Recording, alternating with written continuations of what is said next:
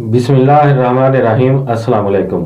मैं हूं आबिद अजीज़ और आज मैं जिस होम्योपैथिक बायोकेमिक मेडिसिन के बारे में आपको बताने जा रहा हूं उसको नेट्रम म्यूरेटिकम या आमतौर पर नेट्रम म्यूर के नाम से जाना जाता है।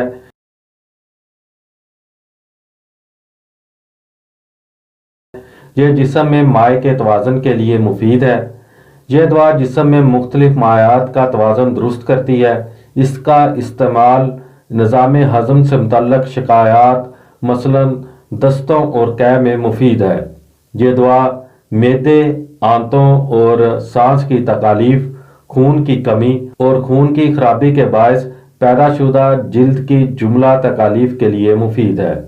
उम्मीद है कि ये वीडियो आपको अच्छी लगी है और अगर आप चाहते हैं कि आप होम्योपैथिक बायोकेमिक अद्वियात के बारे में मज़ीद इन्फॉर्मेशन हासिल करें तो मेरी रिक्वेस्ट है कि आप इस चैनल को सब्सक्राइब कर लें।